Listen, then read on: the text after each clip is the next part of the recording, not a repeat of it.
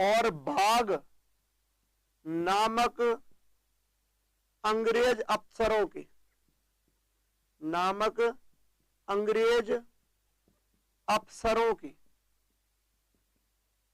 दोस्तों मंगल पांडे पर दबाव बनाया गया कि तुझे क्या चलानी है, गोली चलानी है, और ये चलाकर दिखानी ही पड़ेगी जबरदस्ती कि तुझे गाय व सुअर की चर्बी वाले कारतूस मुंह में लेने पड़ेंगे। इस कारण गुस्से में मंगल पांडे ने वो गोली किस पर चला दी, बाघ और ह्यूसन नामक दो अंग्रेज अफसरों की क्या कर दी, हत्या कर दी 29 मार्च 1857 को। कब दोस्तों? 29 मार्च 1857 को। और मंगल पांडे को फांसी दी गई 8 अप्रैल 1857 को। फांसी दोस्तों रॉबर्ट हुक नामक एक न्यायाधीश ने सुनाई थी। किसने? रॉबर्ट हुक ने।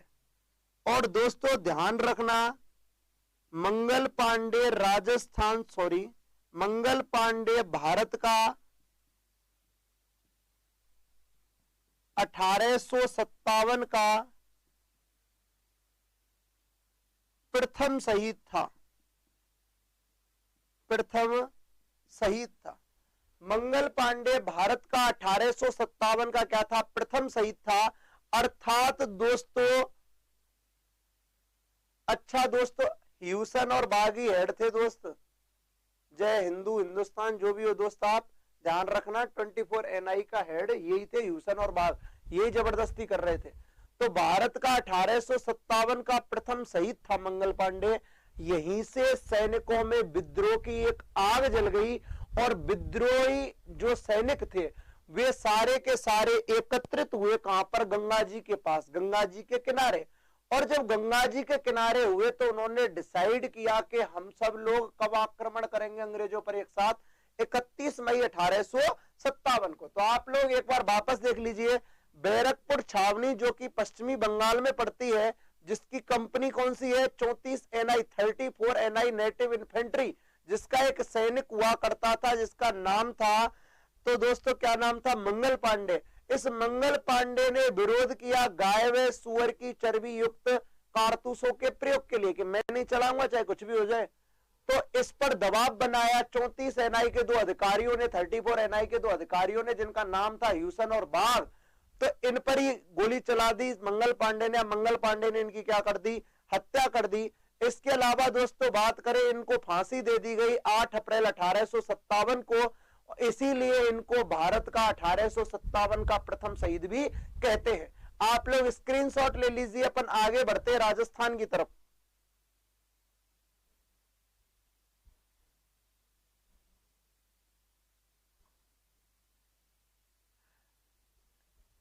एक तो आप जो भी हो, हिंदुस्तान जी नाम नहीं पता है, आपका नाम नहीं लिखा हुआ है।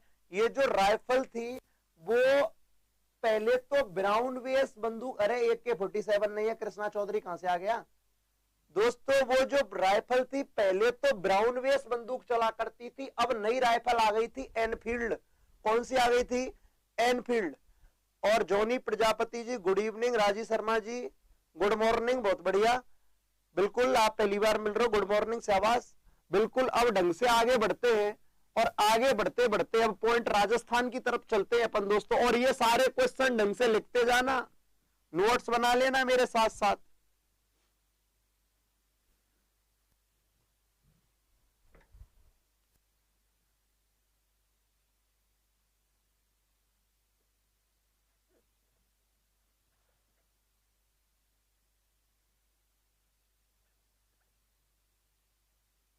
विद्रोहियों ने विद्रोह की तारीख, विद्रोहियों ने विद्रोह की तारीख तय की, तारीख तय की 31 मई 1857। विद्रोहियों ने विद्रोह की तारीख तय की कौन सी दोस्तों? 31 मई 1857। अर्थात हम समस्त भारत में एक साथ क्या करेंगे? विद्रोह करेंगे 31 मई 1857 को, जो कि हो नहीं सका, बिल्कुल नहीं हो सका। अच्छा अपन बात करें नेक्स्ट पॉइंट पर, आगे चले। 31 मई 1857 को जो भी हुआ, जैसे भी हुआ दोस्तों, विद्रोहियों की और भी अपन बात कर ले। इन विद्रोहियों ने 1857 का प्रतीक, 1857 का प्रतीक किसको बताया दोस्तों? कमल और रोटी को। कमल और रोटी को। कमल रोटी की जगह दोस्तों कमल चपाती भी आ जाती है, ठीक है। तो अपन दोस्तों बात करें कमल रोटी, कमल चपाती कुछ भी आ जाता है, तो 1857 के विद्रोह का प्रतीक क्या है दोस्तों? कमल और रोटी। यानी कि हुआ क्या था, 31 मई तय हुई, कमल और रोटी तय कर लिया गया, है ना। आगे अपन बात करें और भी नई,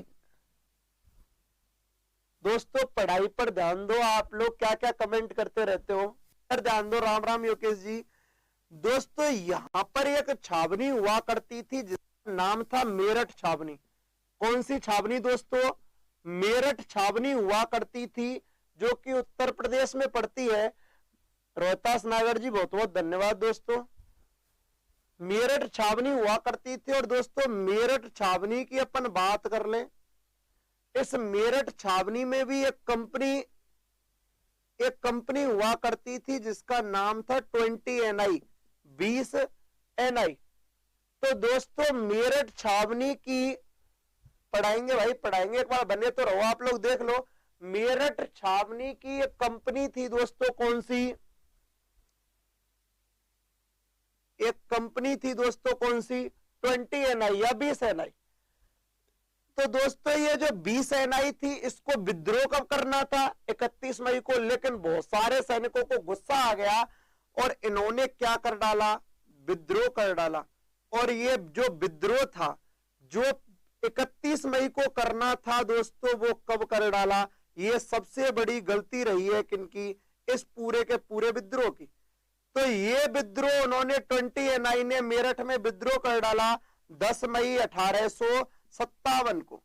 कब कर डाला दोस्तों? 10 मई 1857 को विद्रोह कर डाला, जो कि होना कब था? 31 मई को।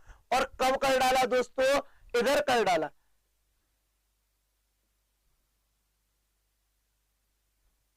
अच्छा मेरी बात सुनो, ये कौन किया है कमल और रोटी? किसने किया है कमल और रोटी?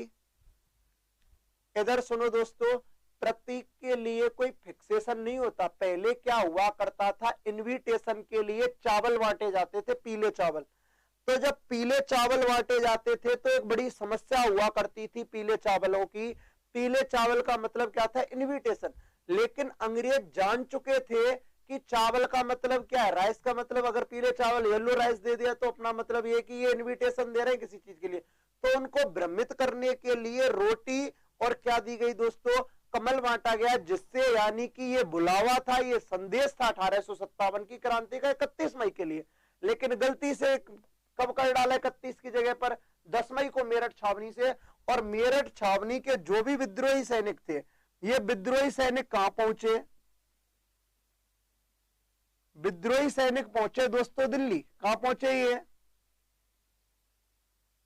दिल्ली पहुंचे। और दिल्ली में दोस्तों कौन सा किला?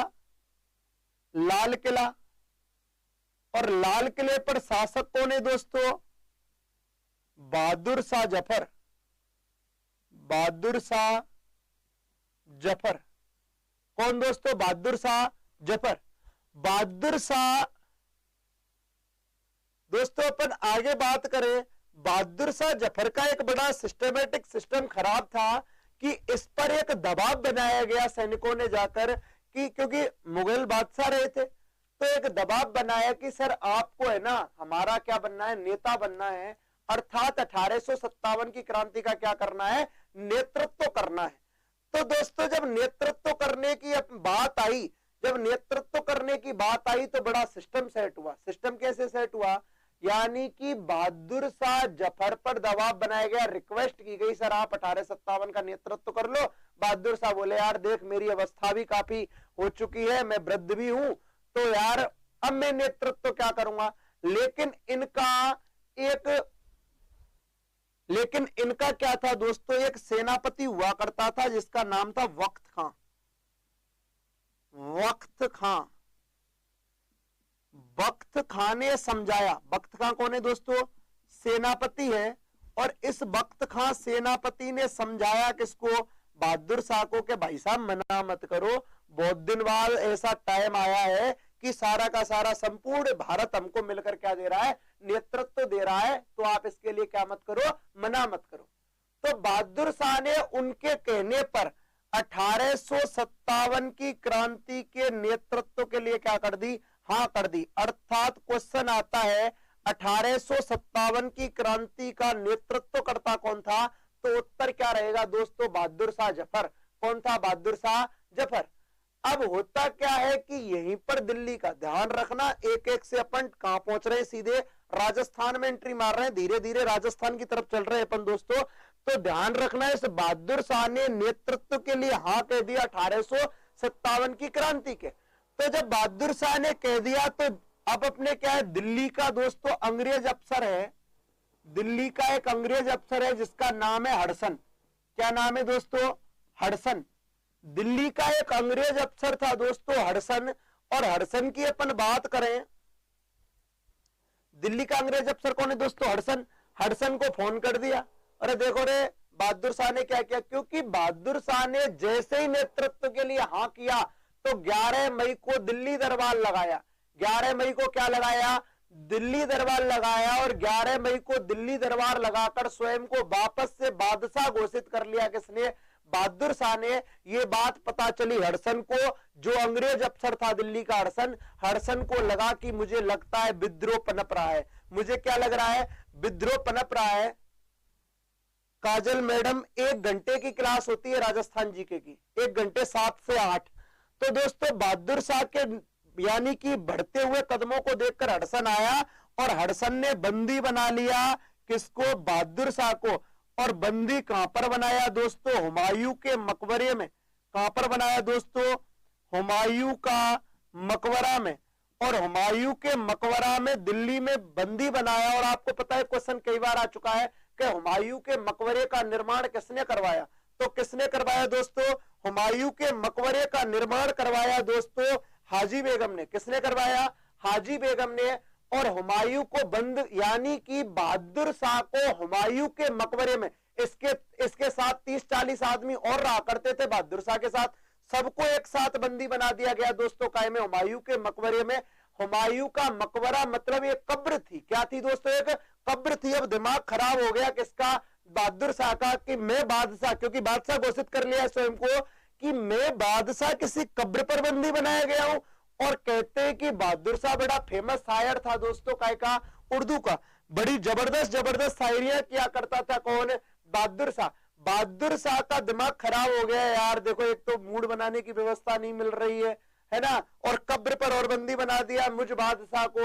तो 29 से कह, अब ना खाने को मिल रहा है ना पीने को मिल रहा है। 29 से बोला यार हालत खराब हो गई या तो, और डायलॉग मारने लग गया। वही एक शायरी कर डाली, मुझे तो ऐसा घर चाहिए जिसकी फिजा मस्तानी हो। देखो साहब कैसी स्थिति है।